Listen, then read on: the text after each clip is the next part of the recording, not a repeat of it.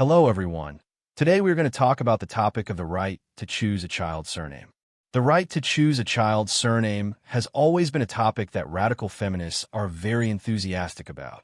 Every time the issue of taking the father's surname is mentioned, these people are 100% unconvinced. They either say, "I risked my life to give birth to this child.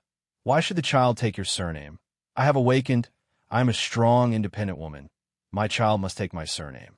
Or they take the right to choose a child's surname and turn it into a business, saying that if the child takes your surname, it means I gave birth to the child for you, so you must give me reproductive compensation.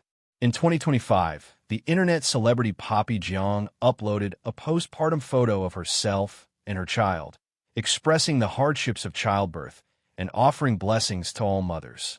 Pay attention here. At that time, Poppy Jang had not mentioned whose surname the child would take, but radical feminists had already started commenting in the comment section, saying that such an outstanding independent woman had actually gone down the path of becoming a donkey. The term marriage donkey is a derogatory label that these radical feminists use to insult women who get married and have children. Does it sound unpleasant? But this was only the beginning. After Poppy Jang casually referred to her son as Xiao Xiao, who radical feminists everywhere reacted as if their parents had just died, and waves of abusive language flooded Poppy Jang's social media comment sections. Terms such as marriage donkey and son-obsessed mother filled her comment sections. Various feminist influencers took turns stirring up public opinion, determined to crush the internet celebrity Poppy Jang completely. Why did Poppy Jang become the target of attacks? That is because she is a genuine independent woman, and her public persona is also that of an independent woman. Her relationship and marriage model with her husband Lau, who was extremely progressive. Even up until marriage, neither side had met the other's parents, and during holidays they each went back to their own families. Most importantly, Poppy Jang's career was extremely successful, far more successful than her husband's, and she earned much more money than he did. In 2020, it was reported that her annual income exceeded 50 million yuan. In addition, she often created content speaking up for women, with sharp language and incisive viewpoints. In the eyes of radical feminists, Poppy Jang was the living embodiment of a strong, independent woman. In the minds of these radical feminists, a strong, independent woman should be completely dominant, calling all the shots in both marriage and career. Ideally, she should not get married at all, and even if she did, she should completely suppress her husband.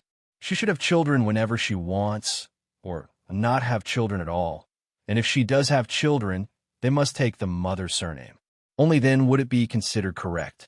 However, Poppy Jang's actions completely shattered their expectations. Radical feminists simply could not understand why even a woman of her caliber would still submit to the rules of a patriarchal society and let her child take her husband's surname. As a result, in their rage, they all turned against their former idol. However, many male internet users also said, "You want the child to take your surname, right?" Honestly, I would be more than happy to agree. But correspondingly, I would no longer need to bear so much responsibility for child support. There would be no bride price, and inheritance rights would be completely out of the question. This is a very realistic issue. If the child does not take the father's surname, then why should the father's parents and ancestors invest resources to support a child who does not belong to their family line? 一起真实的案例，就因为孩子随母姓。 Here is a real case. Just because the child took the mother's surname, the grandfather left a property worth several million yuan to his nephew. When the daughter-in-law became pregnant, old Manly was so happy that he could not stop smiling, saying that once the child was born, he would give a generous gift. However, the daughter-in-law discussed it with her husband and hoped that the child could take her surname, and the husband did not think much about it and agreed. After the child was born, the whole family was extremely happy. But when it came time to register the child in the official family record, old Manly was stunned. It turned out that the child did not have the surname Li at all, but instead took the mother's surname Wang. In a fit of anger, old Manly drafted a will and had it notarized, leaving the property worth several million yuan to his nephew. The daughter-in-law panicked and went to old Manly to argue, but the old man said, since the grandson does not have the surname Li, then he is not a member of the Li family. Our family's property cannot be given to outsiders, so of course it should be given to our nephew. What do you think of old man Lee's actions? In response to this case, many people in the comments section said, "What are you panicking about? What is there to panic about? The child already took your surname. The child can inherit the property of the woman's father." Others commented that this father was too weak. Personally, I believe that if a child takes the mother's surname, it will indeed affect the father's love for the child. After thousands of years of feudal ethics constantly conditioning people, many men today have a very strong obsession with whether a child takes their surname. As a result, even if they are forced to agree to let one child take the mother's surname, they will still favor the child who shares their surname. After divorce, they may even completely ignore the child who took the mother's surname. Hello， 我是罗律师，我办了好多个离婚案件。Hello everyone, I am lawyer Luo. I have handled many divorce cases and found that if the woman fights for the right to choose a child's surname, it often leads to two consequences. The first is that the man's feelings toward the woman will gradually fade. The second is that the man will not care about the child who does not take his surname. This reflects a problem, which is that men place great importance on a child's surname after marriage. If the child takes his surname, he will feel that this is truly his child. Even if the child has his bloodline, if the child does not take his surname, he and his parents will believe that the child is not part of their family. As a result, their subsequent actions will be to stop caring about the child and refuse to pay for the child's upbringing. I have handled at least 3 such cases. In one case, the second daughter took the mother's surname, and the father never cared about her and never considered her his child. In another consultation case, the older son took the father's surname, while the younger son took the mother's surname, and the father refused to pay any expenses for the younger son and demanded that his wife pay instead. There was also another recent consultation divorce case. The older son's name contained one character from the mother's surname, while the younger son directly took the mother's surname. In the end, the man moved out very early and began living separately from his wife and children. The second issue was that the household allowance he transferred each year was only 10,000 to 20,000 yuan. Think about it, 10,000 to 20,000 yuan is nowhere near enough for a year's living expenses. In other words, it is understandable that you want to fight for the right to choose a child's surname, but before doing so you must evaluate how the man will react. If his reaction ultimately leads to poor marital relations, lack of care for the child, or even the entire family withdrawing completely from the child's life, can you accept such an outcome? You should think through these issues clearly before deciding to fight for the right to choose a child's surname. So now you can understand why those radical feminists at the beginning of the video started to hate their former idol, the internet celebrity Poppy Jang. Because they can never understand the logic that women actually benefit when children take the father's surname. In addition, the children of this generation of women influenced by feminist ideology have already grown up. In other words, the first generation of children who took their mother's surname have reached marriageable age. At the end of the video, let us take a look at what kind of treatment those sons who took their mother's surname will face in the marriage market. That concludes today's video. Thank you all for watching. See you next time. 随母姓的孩子开始面临诸多问题。 Children who take their mother's surname are beginning to face many problems.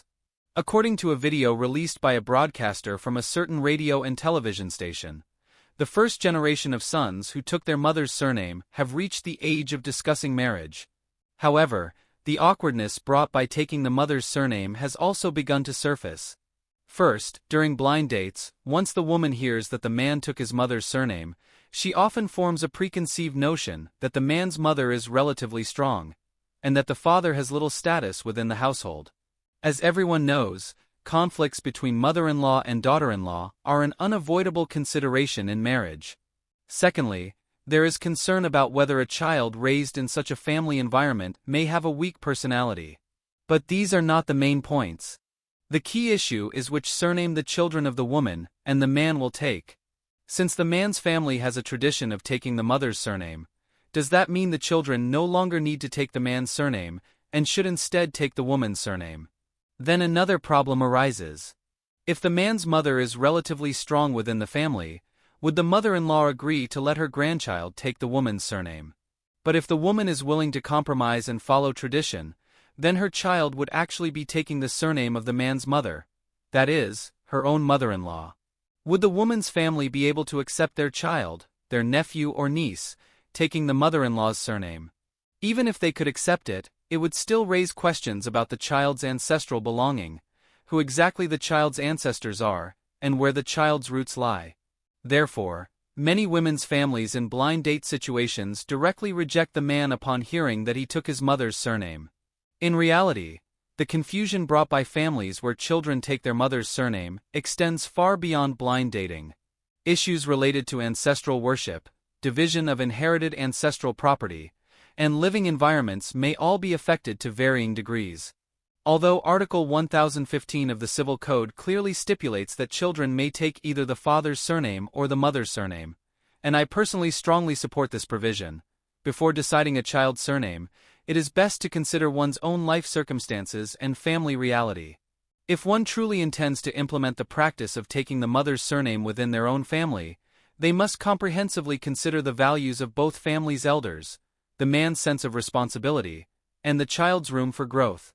Otherwise, forcibly changing tradition within one's own family without regard for consequences may lead to many unnecessary real-world problems, such as estrangement from relatives, biased looks from neighbors, and ridicule from the child's peers. All of these can have a significant impact on the child's growth.